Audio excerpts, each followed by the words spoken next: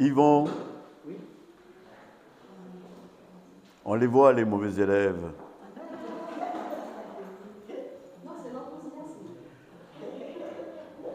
Pour nous préparer à écouter ce que le Seigneur veut nous dire, veux-tu, Régine, prier le Seigneur? Oui, Seigneur, c'est avec joie que nous tournons vers toi.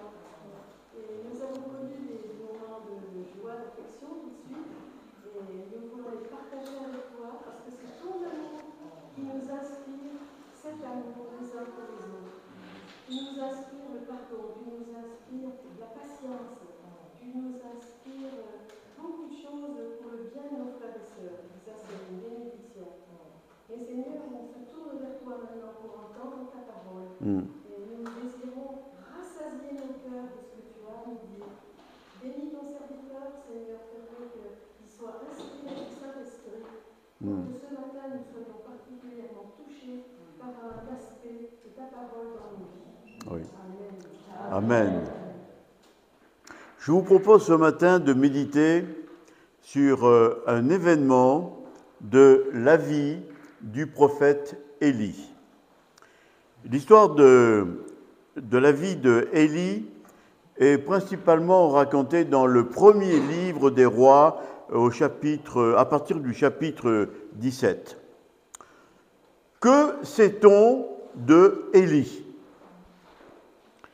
Alors souvent la Bible, quand elle parle d'un personnage important, elle indique le contexte familial, elle indique la profession, l'activité du personnage. Mais au sujet de Élie, on ne sait rien. On ne sait pas qui était son père. Alors vous connaissez la formulation habituelle, machin, fils de... Eh bien, on ne sait pas. On ne sait pas de qui il est le fils. Mais à l'époque, c'était important parce que ça permettait de situer le contexte du personnage. On ne sait pas s'il était marié ou célibataire. On sait simplement une chose, c'est qu'il habitait dans une localité de Galaad, et c'est pour ça qu'on l'appelle souvent Élie le Tishbite. Tishbite, c'était un endroit dans Galaad. Mais on sait une chose, c'est qu'il était prophète. Mais un prophète bizarre, car il n'a rien écrit. On n'a pas de livre dans la Bible écrit par Élie. On a Isaïe, on a Jérémie, on a Ézéchiel, on a... Pas Élie. Et nulle part dans les chapitres qui concernent la vie de Élie, nulle part il a dit « l'Éternel dit ». C'est un prophète bizarre. Cependant, il est considéré comme un grand prophète. D'après Jésus, seul Jean-Baptiste était plus grand que Élie. Et il a une particularité spéciale qu'il a partagée seulement avec une seule autre personne, c'est qu'il n'a pas connu la mort. Il a été enlevé au ciel alors qu'il était vivant. L'autre, c'est Enoch. Et puis on le voit réapparaître dans les évangiles. Il y a cette anecdote où on voit Jésus. Alors il y a Pierre, Jacques, Jean qui sont là pour témoigner de ce qui se passe. Et qu'est-ce qu'il voit ? Il voit Jésus qui discute avec Moïse et avec Élie. Et puis, il y a des versets qui nous font penser que Élie va jouer un rôle dans les temps prophétiques à venir. Et pourtant, on peut dire donc que c'est un géant de la foi. Et on va voir qu'il a accompli des miracles. C'était un homme de prière aussi. Et pourtant, il y a un verset dans la lettre, dans l'épître de Jacques qui nous dit « Il était de la même nature que nous ». Alors, du coup, l'idée que Élie était un homme comme nous, avec des hauts, avec des bas, ça nous le rend humain, à notre portée. Et il y a sûrement un enseignement à tirer de la vie de Élie pour nous ce matin. Et ce que Marcel, excuse-moi, j'ai un trou de mémoire, ton nom c'est Marcel. Ouf. Et ce que Marcel nous a dit ce matin, eh bien, c'est dans l'idée absolument de ce que je vais expliquer. Voyons donc un épisode de l'histoire de Élie. Élie vivait à l'époque du roi Akab.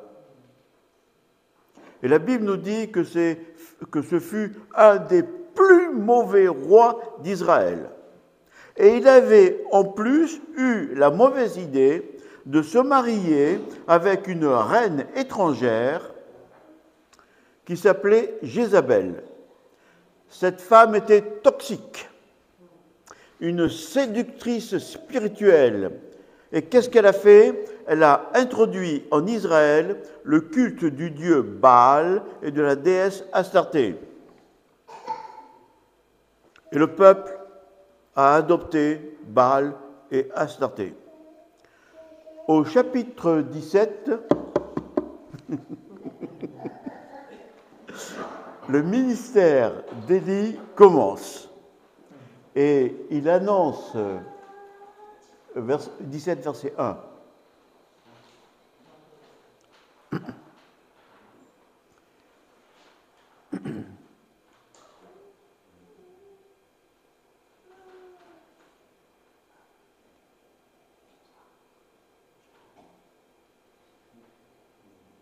verset 1.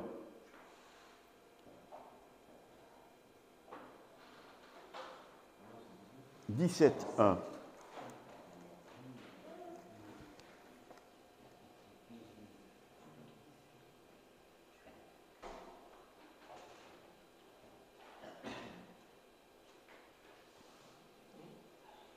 « 17. » Bon, Ah, ça y est.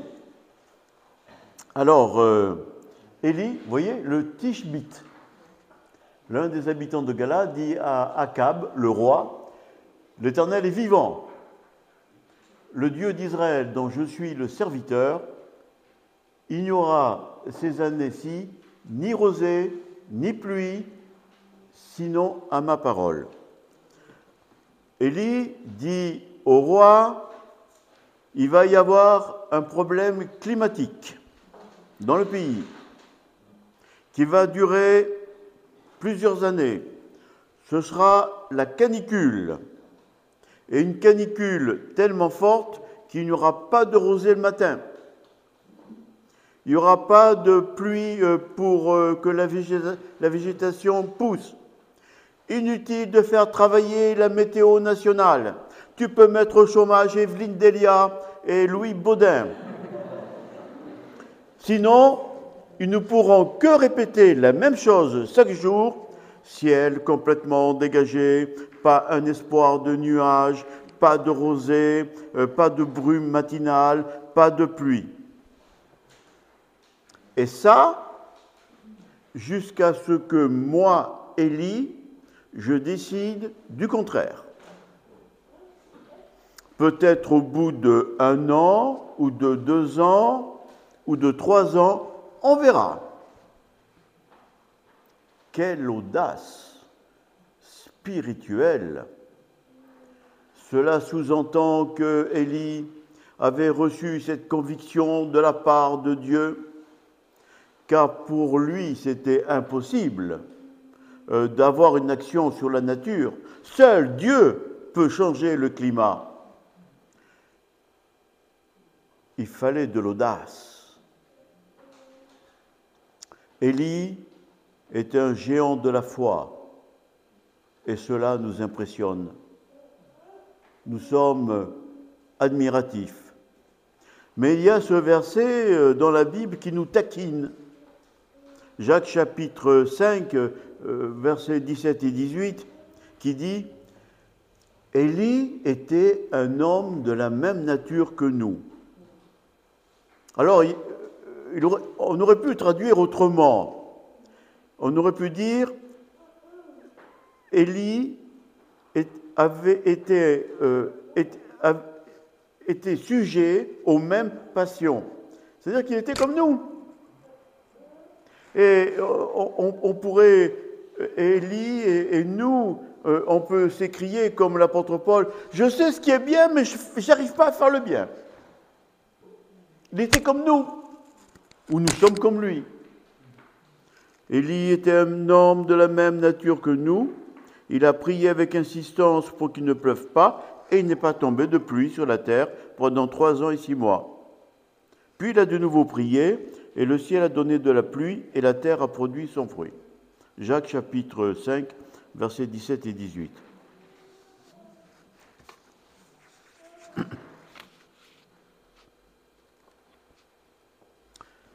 Frères et sœurs, cela veut dire qu'il n'y a pas de spécialiste de la foi. Chacun d'entre nous, nous avons la capacité de remuer des montagnes. Il y a un verset à ce sujet qui nous le dit, par la foi. Le problème, c'est notre niveau de foi. Des petites femmes ont remué des montagnes. Des gens cloués au lit par la maladie, par la prière, ont remué des montagnes. Des jeunes chrétiens, par leur audace spirituelle, ont fait bouger des choses. On peut voir des prières folles, mais dites avec foi, qui font bouger des choses. Bien sûr, en ajoutant, Seigneur, selon ta volonté. Élie était un homme de foi qui ne supportait pas que l'honneur de Dieu soit bafoué. Il était comme David, le jeune David, devant Goliath, qui insultait Dieu. Il ne le supportait pas. Élie, là, il ne supporte pas que le roi Akab et sa femme Jézabel aient introduit le dieu Baal et la déesse Astarté. Il ne supporte pas. Alors, il va se passer quelque chose qui est un haut lieu de l'histoire biblique, mais qui n'est pas très connu, et qui est aussi grandiose que celle de Moïse face au pharaon d'Égypte, aussi grandiose que David face au Goliath. Et David va lancer un défi.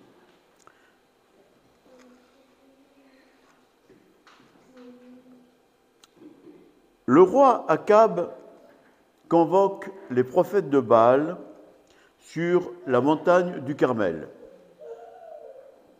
Alors Élie va profiter de l'occasion pour s'adresser au peuple qui avait abandonné sa foi.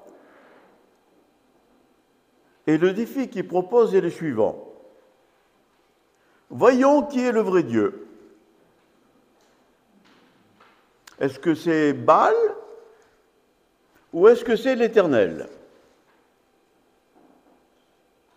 Alors, il y a là le peuple qui écoute. Il y a 450 sorciers de Baal qui sont là. Il y a le roi Akab qui est là. Et donc, Élie dit, vous allez, les sorciers de Baal, vous allez faire un autel sur lequel vous allez sacrifier un taureau. Et moi, adorateur de l'Éternel, je vais faire la même chose. Je vais faire un autel, je vais sacrifier un taureau, et puis on va demander, vous à Baal, moi à l'Éternel, de faire descendre le feu du ciel sur le sacrifice. Et on va voir qui est le vrai Dieu.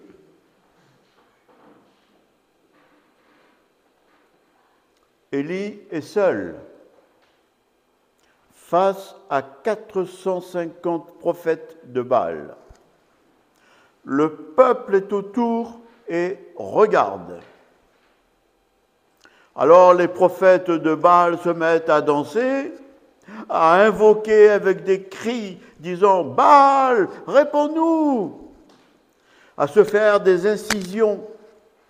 Et toute la matinée, pendant des heures jusqu'à midi, ils vont danser, criant. Mais leur prière et toute leur simagrée ne donnent rien. Pas de réponse du dieu Baal.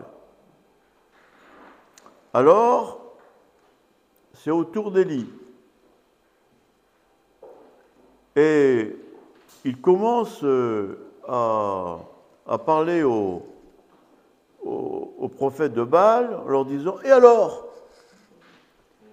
Il est où votre Dieu, Baal ?»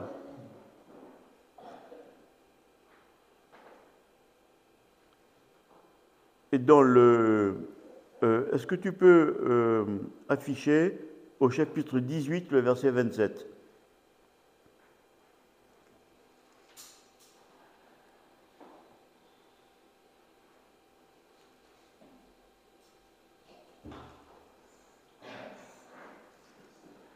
Voilà.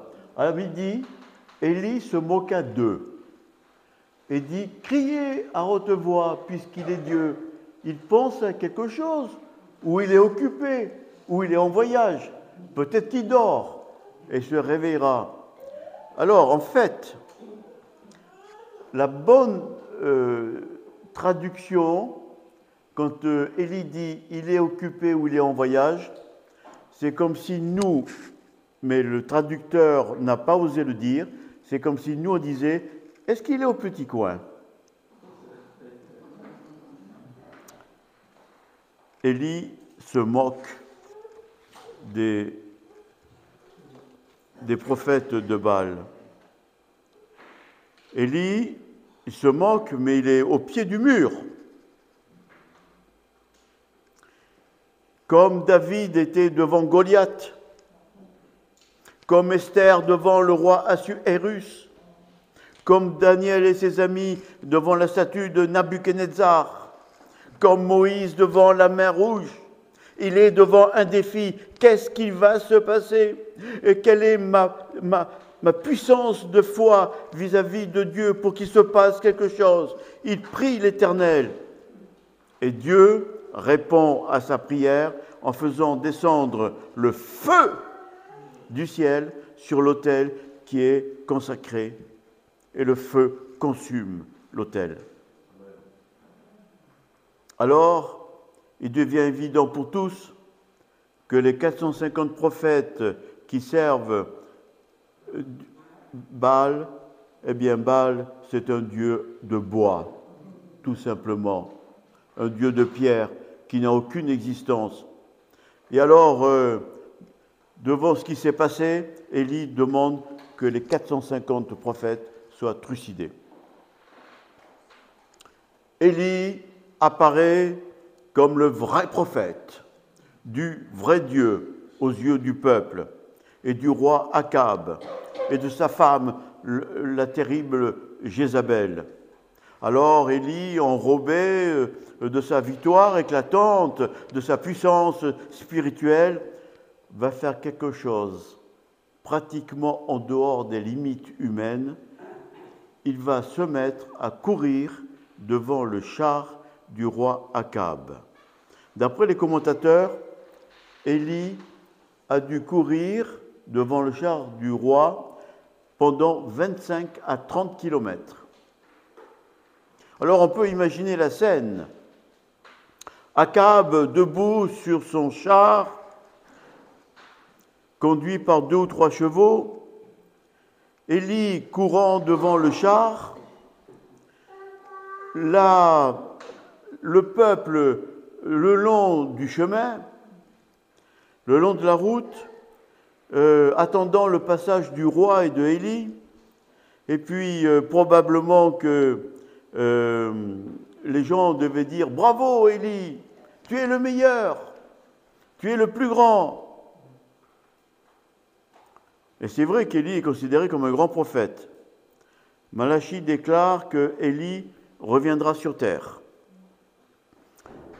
Il est dit « Voici, je vous enverrai Élie le prophète, avant que le jour de l'Éternel arrive, ce jour grand et redoutable. Il ramènera le cœur des pères à leurs enfants et le cœur des enfants à leurs pères. » Et à l'époque de Jésus, la population attendait le retour d'Élie. Et l'ange Gabriel dira à Jean-Baptiste, « Il marchera devant Dieu avec l'esprit et la puissance d'Élie. »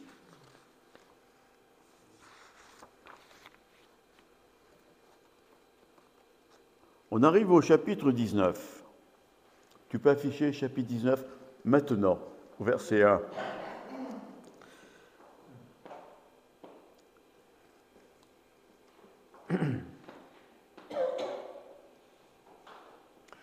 Akab rapporta à Jézabel tout ce qu'avait fait Élie et comment il avait tué par l'épée tous les prophètes. Alors va jusqu'au verset 3. Jézabel envoya un messager à Élie pour lui dire « Que les dieux me traitent dans toute leur rigueur si demain, à cette heure, je ne fais pas de ta vie ce que tu as fait de la vie de chacun d'eux. » Verset 3. Élie, voyant cela, se leva et s'en alla pour sauver sa vie. Il arriva à Beersheba, qui appartient à Juda, et il y laissa son serviteur. Akab raconte l'histoire que nous venons d'aborder. Il raconte l'histoire à sa femme Jézabel, mais il déforme la vérité. Il raconte la mort des 450 prophètes dont il rend responsable Élie. C'est Élie qui a tué les 450 prophètes. Mais il ne parle pas du défi que Élie a lancé. Il ne parle pas de l'incompétence des prophètes. Il ne parle pas de la réponse de Dieu avec puissance. Il ne parle pas de la prière de Élie qui a fait que il y a eu la canicule et puis après la pluie qui est venue. Et donc Jézabel est en colère. Et donc elle dit, Élie est condamné à mort. Et puis au verset 3, à notre grande surprise, nous voyons que Élie prend peur et il fuit. Que s'est-il passé dans la tête de Élie, le grand prophète? Alors, des commentateurs sont sévères. On lit. Au moment où Dieu a le plus besoin de lui, Élie échoue lamentablement. Autre commentaire. Après la cime, il y a la dégringolade. Après la bénédiction, la contre-attaque du diable.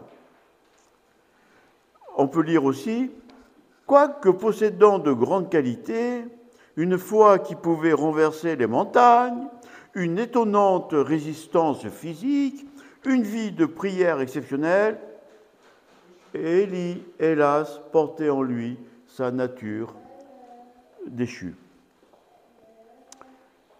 Les psychologues, les psychiatres, les médecins font aussi un diagnostic. Parlant de Élie, ils disent il était épuisé.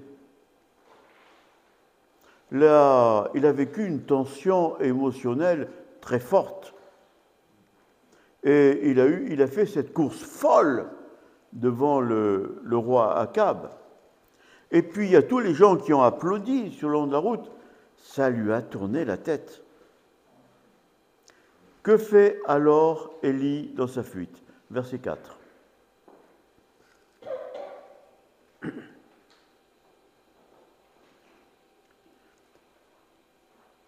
Pour lui, il alla dans le désert, où après une journée de marche, il s'assit sous un genêt et demanda la mort, en disant « C'est assez, maintenant, Éternel, prends mon âme, car je ne suis pas meilleur que mes pères. » Élie veut mourir. Il en a assez de la vie. Il demande la mort. Il ne veut pas se suicider parce qu'il sait que c'est défendu par Dieu. Donc il demande à Dieu, en fait, de lui ôter la vie. Mais Dieu ne répond pas à la prière d'Élie. Manifestement, Élie est en pleine dépression. Je ne suis pas meilleur que mes pères. Je suis un incapable. J'ai échoué comme les autres prophètes. Finalement, après ma grande prouesse où j'ai fait descendre le feu du ciel, le peuple ne s'est pas repenti. Rien n'a changé avec le roi Akab. Il est toujours aussi méchant. J'ai loupé ma mission. Mon ministère n'a servi à rien.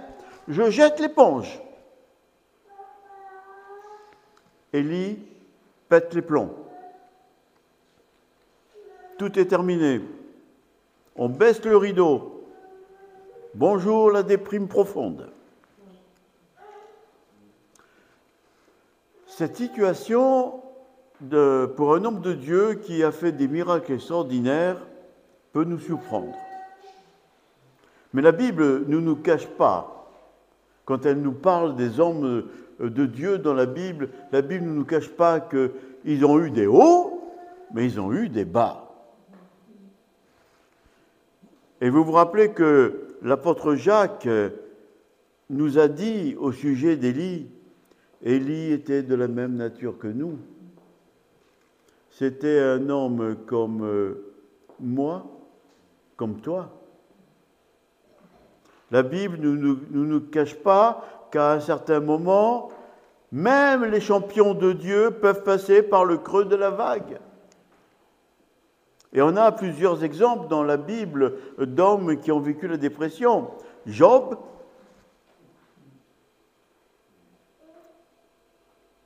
Jonas, Jérémie, Moïse, dont on a parlé tout à l'heure. Dieu lui parlait directement. Il est passé par la dépression. Et vous serez peut-être surpris d'apprendre qu'un bon nombre de pasteurs et de chefs spirituels, à un certain moment de leur ministère, peuvent passer par de tels moments de découragement. Ils ont des moments de prière avec le Seigneur et pourtant, ils peuvent aussi connaître ces moments de découragement parce qu'ils sont à bout émotionnellement, nerveusement. J'ai découvert en lisant la biographie de Charles Spurgeon. Ça a été un prédicateur absolument exceptionnel. Si vous lisez son livre, vous êtes impressionné. C'est un homme qui avait une force spirituelle, inspirée de Dieu dans sa prédication. Il remplissait des salles de 1000, 2000, 10 000 personnes et il prêchait 2 fois, 3 fois par jour. Il était vraiment d'une force extraordinaire. Et ce que nous apprenons dans sa biographie, qu'il devait se battre contre la dépression. Il était atteint de cette maladie. Et ça le paralysait. Il devait se battre contre la dépression. Quand on est dans cet état de dépression, on ne réfléchit pas normalement. Il y a une perte d'objectivité. Tout nous semble au-dessus de nos forces. On démissionne, on jette l'éponge, on n'en peut plus. Alors, quand on est dans cette situation, on devient vulnérable. On perd la bonne mesure des événements, tout est exagéré, on se lamente sur soi-même, on se prend en pitié, personne ne m'aime, personne ne peut me comprendre. Quelle va être la réponse de Dieu à la déprime d'Élie? Quel va être le remède de Dieu? Verset 5. Et on lira jusqu'à 8. Et Élie se coucha et s'endormit sous un genêt. Et voici, un ange le toucha et lui dit, « Lève-toi, mange. » Il regarda, et il y avait à son chevet un gâteau cuit sur des pierres chauffées et une cruche d'eau. Il mangea et but, puis se recoucha. L'ange de l'Éternel vint une seconde fois, le toucha et dit, « Lève-toi, mange, car le chemin est trop long pour toi. » Il se leva, mangea et but, et avec la force que lui donna cette nourriture, il marcha 40 jours et 40 nuits jusqu'à la montagne de Dieu à Horeb. On constate dans ces versets qu'il n'y a aucune critique de Dieu à l'égard de Élie. Dieu envoie un ange qui le réconforte. L'ange le touche et lui dit, « Ce dont tu as besoin, Élie, c'est de manger. Prends des forces. » Et Élie voit un gâteau qui cuit sur des pierres chauffées par le soleil. Et c'est la première remède de Dieu, un frère ou une sœur qui va te toucher. Pas de critique. Simplement, tiens un gâteau. Commence par prendre des forces. Ne parle pas. Tais-toi. On est tous passés, un jour ou l'autre, par un moment de désespoir ou par un moment de découragement où tout est noir, on ne voit pas de solution. Alors Dieu nous envoie un gâteau, un bonbon, une bonne parole, une promesse, quelque chose qui va nous faire du bien. Pas de remontrance, pas de critique, pas de reproche, un petit quelque chose qui va nous faire relever la tête, qui va nous donner espoir.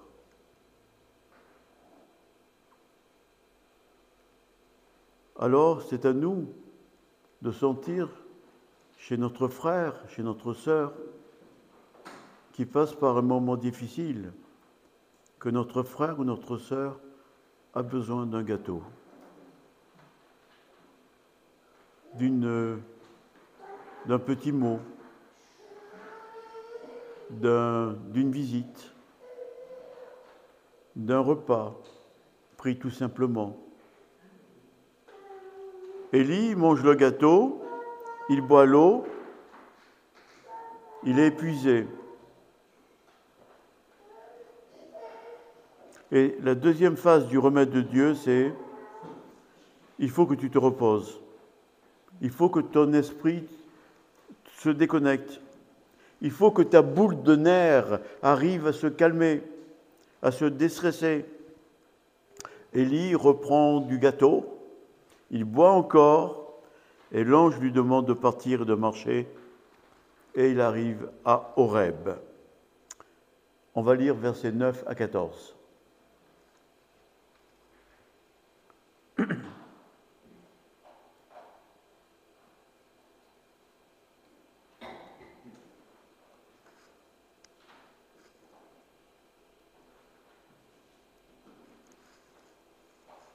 La route jusqu'à Horeb prend du temps.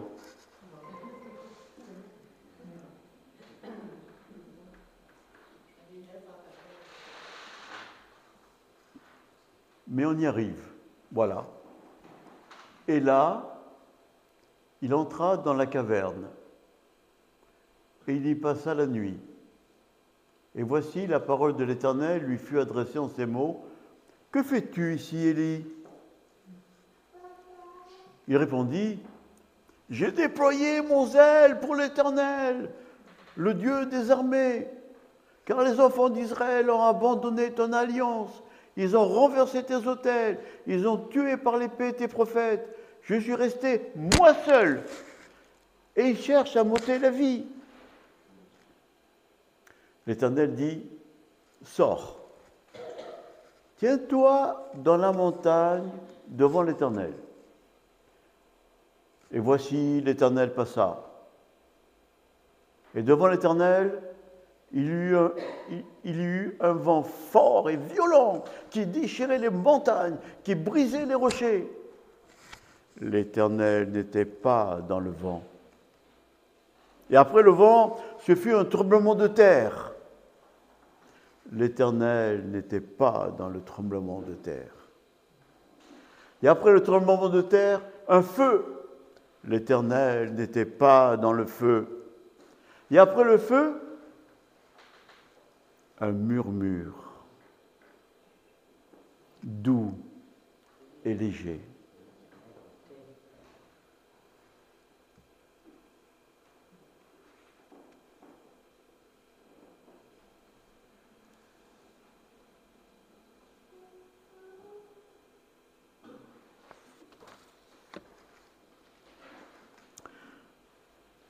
Élie a passé la nuit dans une caverne.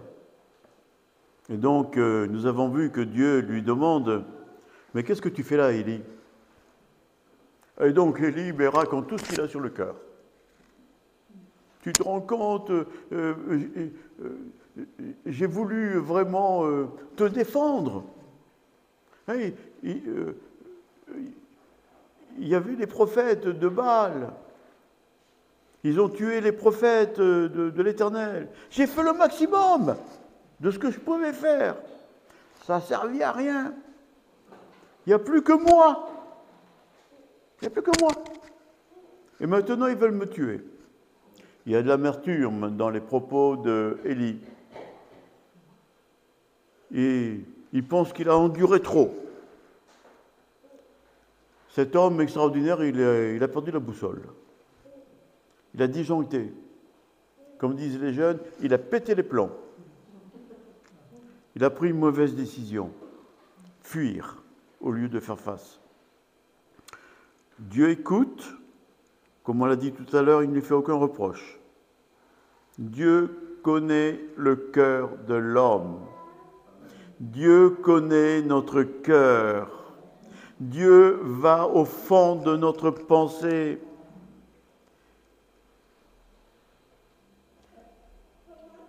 Élie est de la trempe des fonceurs. Il est de la trempe de l'apôtre Pierre, qui toujours fonce sans réfléchir, mais il fonce.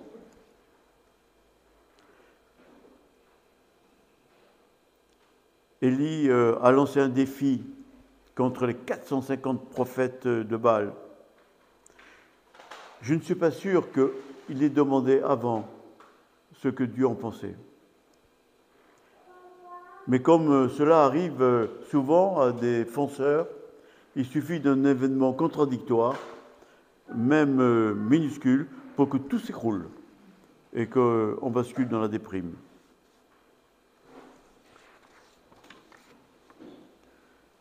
Donc, quel est le remède de Dieu pour Élie?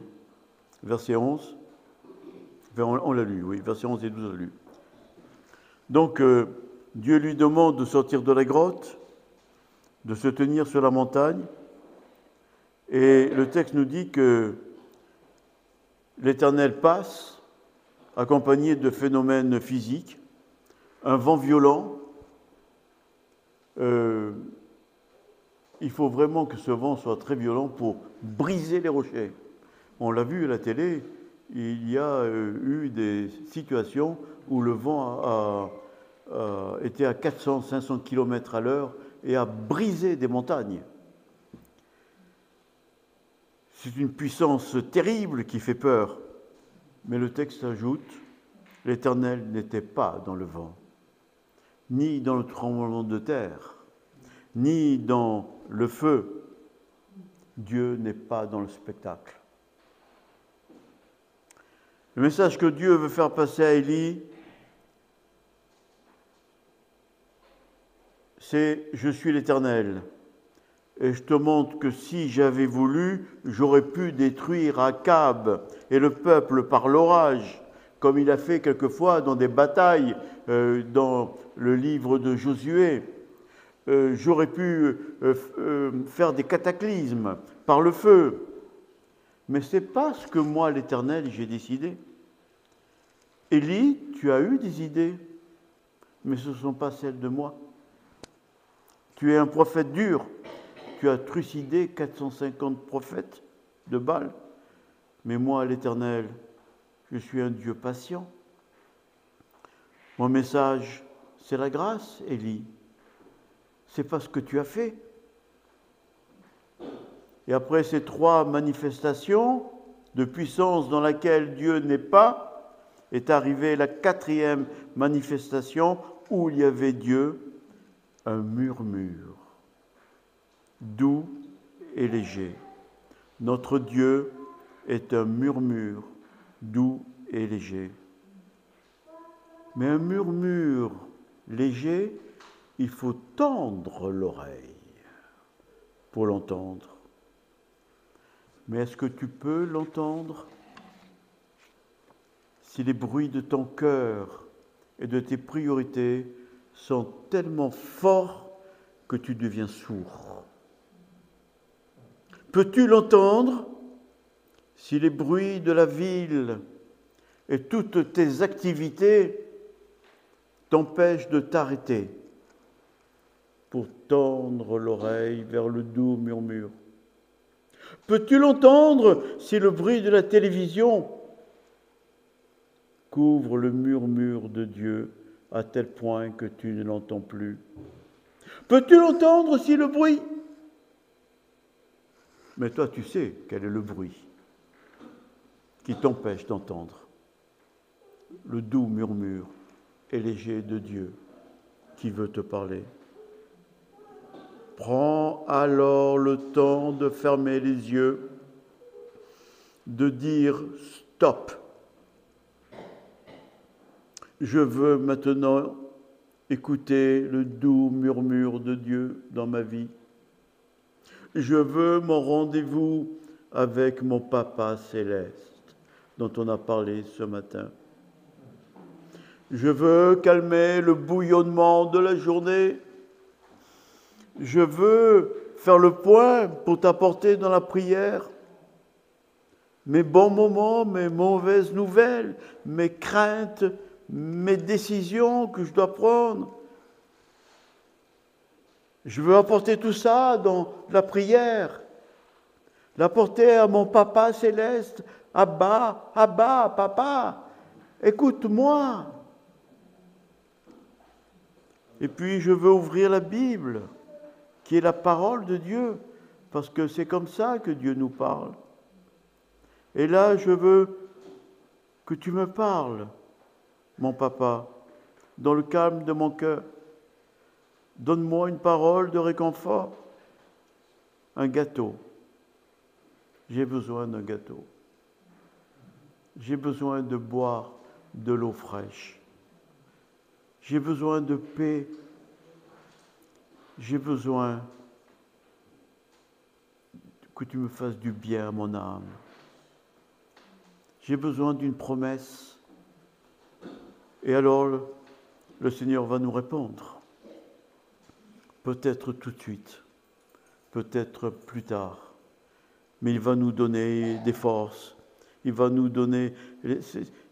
On va prendre la décision de dire par la foi, je vais avancer. Par la foi, je sais que j'ai fait des bêtises et il me pardonne. Par la foi, Seigneur, je vais avancer. Il va me donner du courage, de la volonté. Il va forger mon caractère spirituel.